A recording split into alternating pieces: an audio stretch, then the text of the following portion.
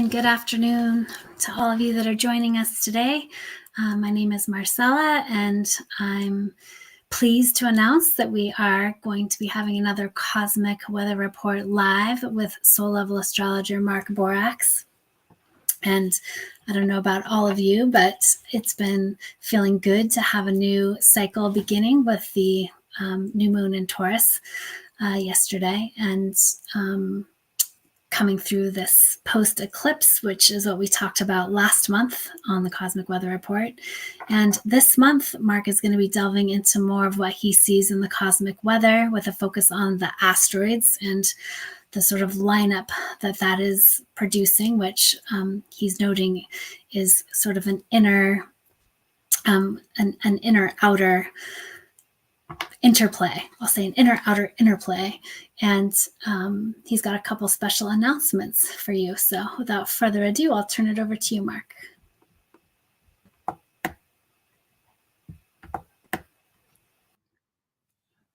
Thanks.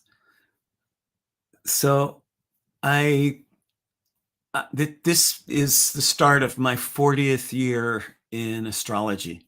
It was 40 years ago that my lover at the time, a woman named Suzanne in Burlington, Vermont, gave me my first astrology book for my 30th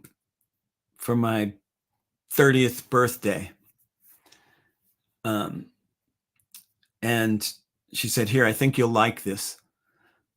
She might as well have said, "Here, I think you're going to make an entire life out of this," because it wasn't that I just liked it. It was As Above, So Below, Alan Oken's Complete Astrology. And the book so opened my soul into a whole new way of looking at things. It was multidimensional enough to overcome my distaste for narrow dogmas and ways of thought that are maybe spiritual or religious, but turn out to feel to me more limiting and imprisoning than freeing. And I felt really freed by that. And as an offer to my long-term readers and clients, as well as my brand new readers and clients, I'm offering a deep anniversary discount on all my sessions at different prices. And my basic hour-long session is normally $519, and I'm offering it for the month of May. If you book your session now, for $319, $200 off. And that's my way just to give back a little something to the world of astrology after 40 years of making a living at it.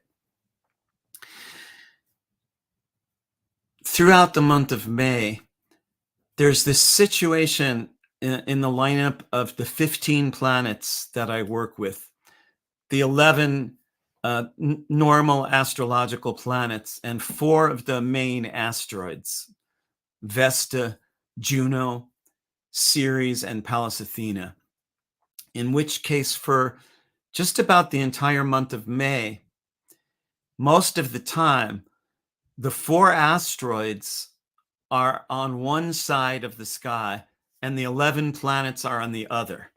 This creates a powerful polarization. I know there are many different ways of looking at the asteroids in astrology, and the way that I was taught is that each of the 4 asteroids seduces us away from our truth until we get far enough away that our truth snaps on inwardly, such as someone who has spent many years in a marriage that's really dysfunctional or abusive. And they may have, some people spend years, some people spend decades in those kind of relationships.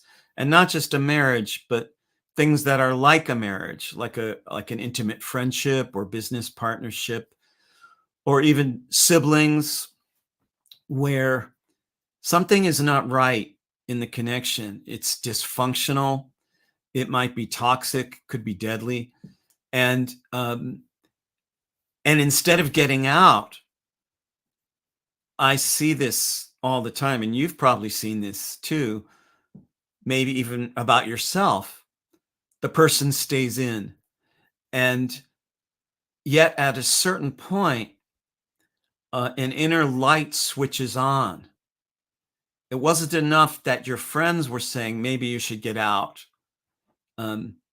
It had to be that the extent of how far you had strayed from your soul's truth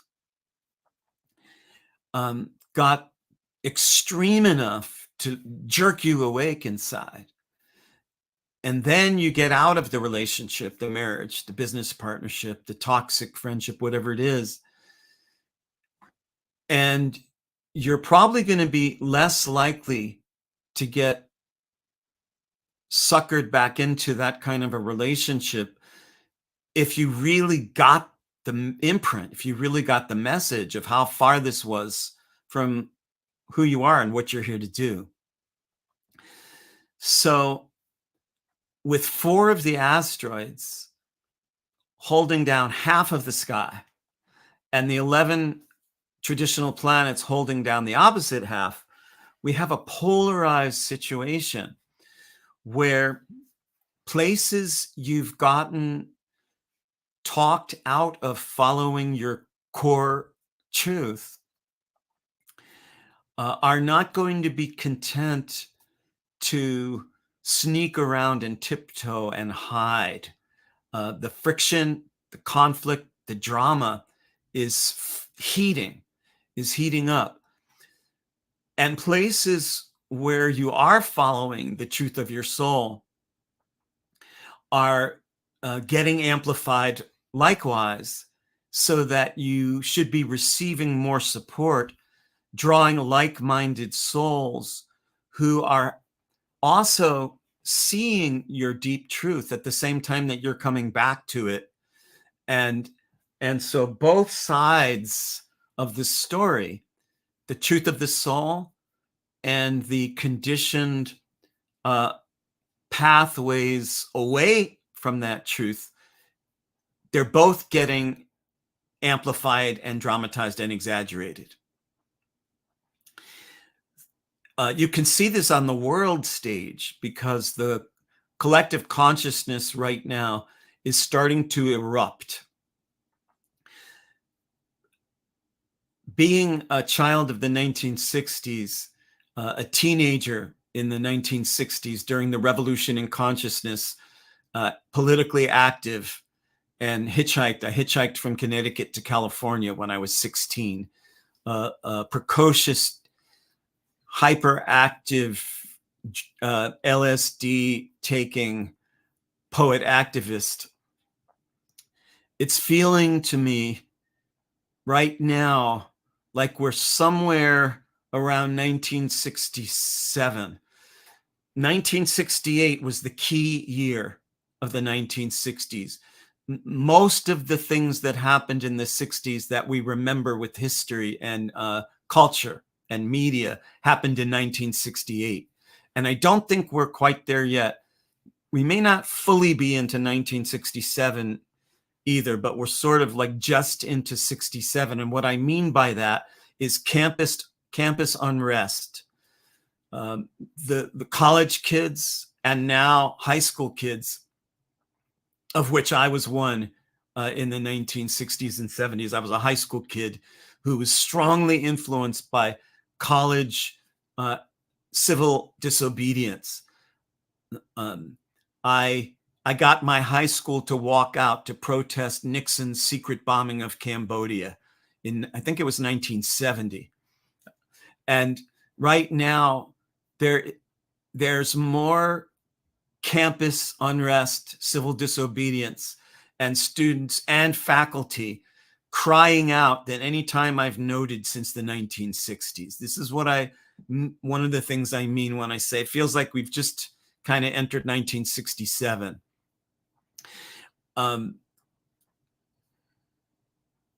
Some people, many people are afraid of this kind of rebellion.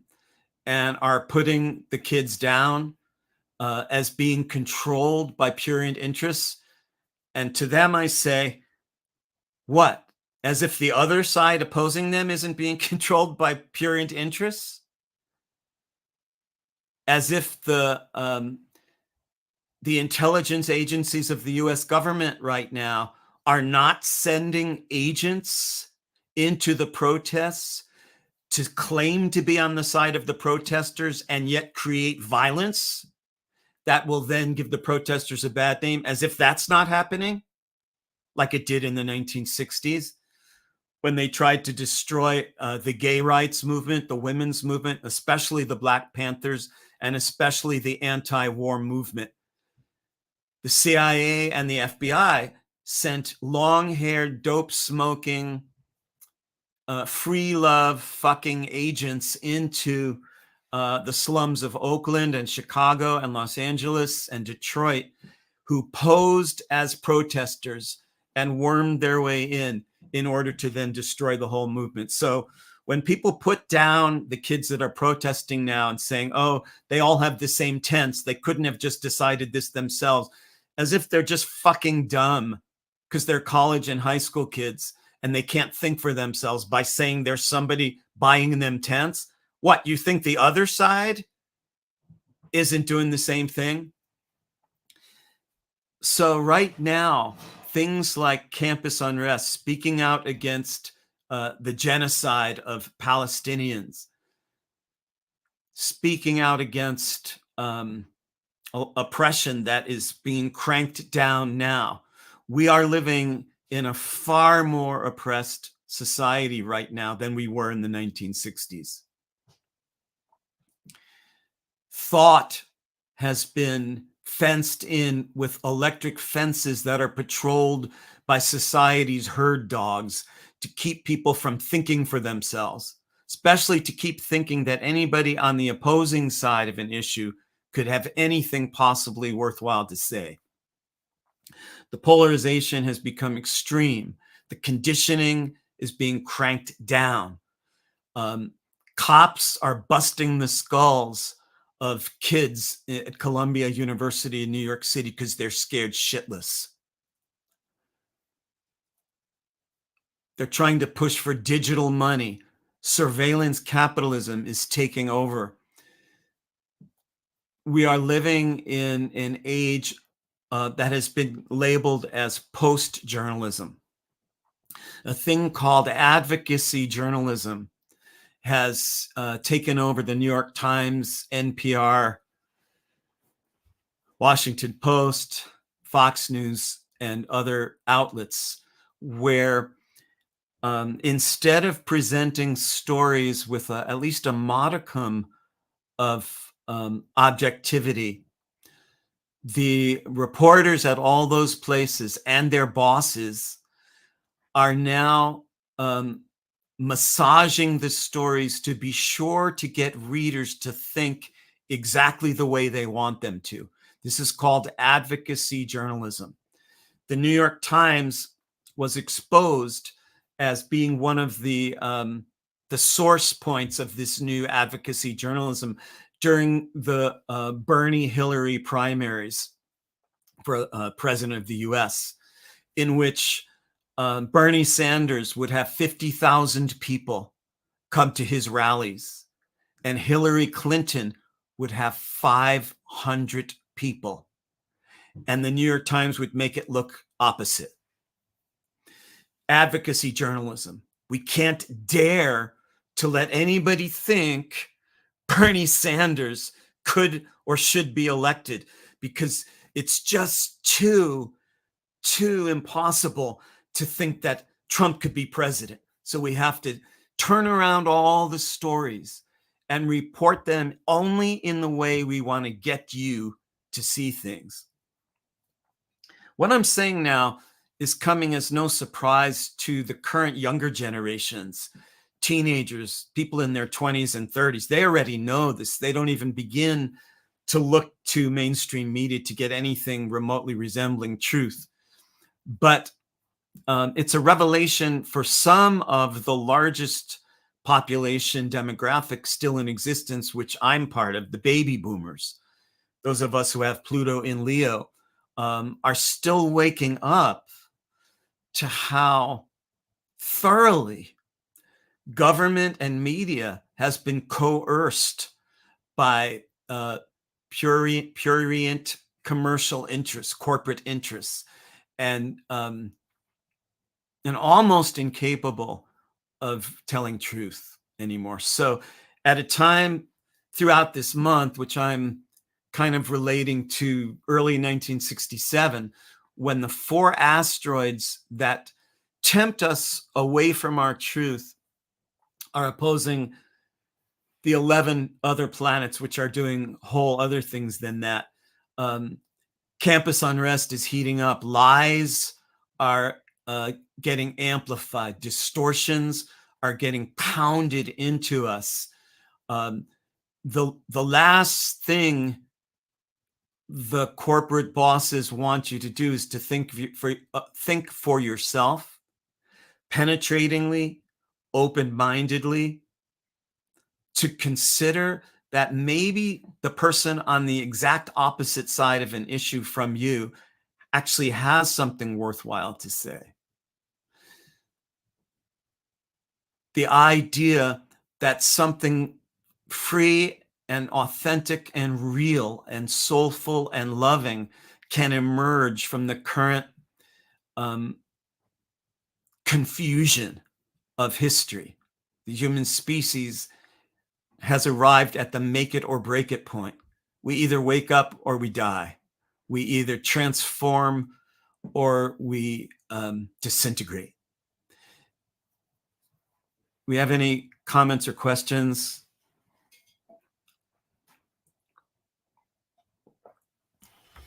Oh, good question. Let's see here. I'm not seeing any comments right now. Okay. I'm curious though, if this piece around the way that the asteroids are affecting things. I know that you've already commented on that, but I'm just really curious, in what other ways do you feel like that might show up for us as individuals? What? Say that again. I'm just curious with the placement of all of these asteroids and the way that it kind of creates that sort of chaos, that relationship between chaos and truth. If you just have any more that you might want to say about how that might influence and affect us as individuals.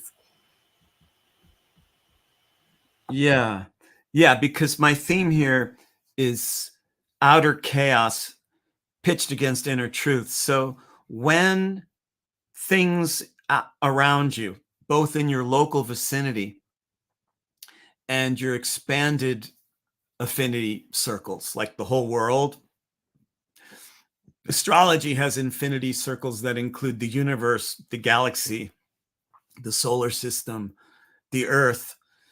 And in your immediate and expanded vicinities, first of all, it's important to call your relations, to call your relations, those beings, both in and out of the body, who are working with you to support your truth to flourish, to support your soul to thrive. Those beings in and out of the body who are supporting the human species to come back to truth and survive and thrive, it's important to call your relations. There's mystic and religious traditions that place power on the invocation, all my relations. All my relations is an invocation to summon those powerful beings that are both in human form and in human form but dead, and in the plant kingdom, in the earth, in the rocks, in the mineral kingdom, in the in-between spirits. When outer chaos and coercion and seduction turn rampant and crazy and dramatic like they are now, society's cracking open a volatile, chaotic but fermentive period, much better than being stuck and paralyzed. It's important for you to call your relations, for one way to answer Marcella's question of how's this going to come down personally for each of us. Each of the asteroids has their own domain. Vesta is the hard-won appreciation for common things, the sacredness of the ordinary. If your ordinary existence seems anything but being sacred right now, there's a summons for you to dig into that hard-won, well-earned sacredness of the ordinary. Ways that your ordinary nature seems far from sacred are warning points, signposts to turn around.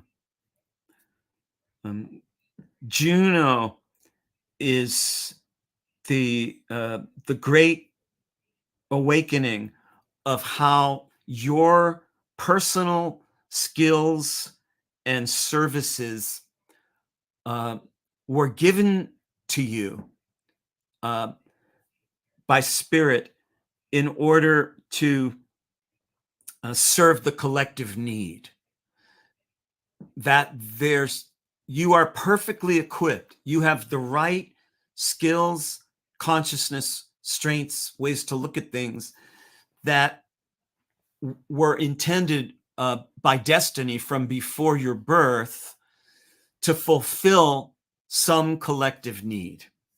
Thank you for that comment, Carla Corsini, who sounds like she might be in Italy. Thanks for that vote of confidence. Places where your own personal skills and attributes and services are not lining up and giving anything to the collective need that you're receiving something equitable for, those are signposts. Those are warning signals. Ceres is recovering new meaning and value when old truth structures crumble. Recovering new meaning and value, gaining and recovering meaning and value as the old truth structures crumble. A lot of people are freaking out right now, and you kind of can't blame them. Like in the 1960s revolution, which I was very much a part of, we scared the shit out of parents and teachers and cops. I was hounded by parents and teachers and cops. You know, I was put in jail. I was beaten up. I was roughed up by teachers and gangs of people. And similar to that time, this time, the restoration of truth is being opposed and belittled and misjudged by both the right and left. This makes this time much, much different than the 1960s. And so the recovering of meaning and value at a time when the old meaning and value is disintegrating, people are freaking out, feeling systems crumble, uncertain what to replace them with. Another similarity I feel with the 1960s revolution in consciousness is that we knew, some of us knew without a doubt back then, even though I was just a teenager, that the way things were being done had to go. The establishment had to go. The system was corrupt and corroded. We didn't know what to replace it with, though we had a lot of ideas of what to try. Similar to that time, once again, now, many people, along with myself, are having the realization the system has to go. It is defunct, dysfunctional, bankrupt, obsolete. The system of government, the system of economy, the system of media, and the opposing forces know that the restlessness is growing and are cranking down really hard with surveillance capitalism, ways to monitor every one of us and control us like a cashless society. Similar to the 60s, many of us are having the realization the way things are being done is deadly, toxic, delusional, psychotic. The people in power are psychotic, insane. And it has to be replaced, but similar to the 60s, actually even more so than the 60s, it's almost impossible to know what to replace it with. At least back then, we had a lot of radical ideas, people leaving the cities and moving to communes and growing their own food. So I feel empathy with those people that are really freaking out right now, because I don't know what to replace it with either, except other than love and truth and authenticity. Pallas Athena is the fourth asteroid that I work with. And Pallas is the deep discovery journey to integrate what was previously banished. The deep discovery journey to integrate what was previously banished. So Pallas is tumbling us down into Alice's rabbit hole, where we get smaller and things get bigger, and we get bigger and things get smaller, and people run around with their heads cut off. It's a real Lewis Carroll magic mushroom hallucinogenic period in history, in modern history. It takes a deep journey to discover what we previously banished as individuals, in our genders, in our lives, our religions, our society, in our families, in our race, in our personal biography, in our species. Those things, the hidden shadow, the disowned shadow, the inconvenient truths, are no longer willing to remain dormant and go easy on you. It's all bursting out. Any other comments or questions?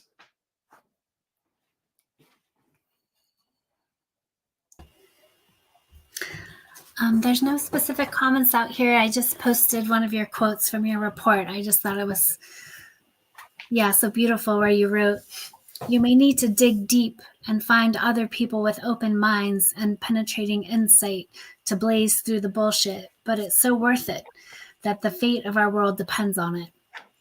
And I just, after you went through all of the asteroids, it just felt important to sort of bring things back to that place where, amidst all of this chaos, to really find that equal and opposite point within us that can meet that chaos with the truth of who we are. And that it's one of the few things that help me make sense of these times. So I just wanted to thank you so much for finding such a beautiful way to catalyze the movement towards the light through that kind of distinction. Well, thank you. And maybe what I'll do is I'll share the last 3 written paragraphs of the current cosmic weather report. Okay.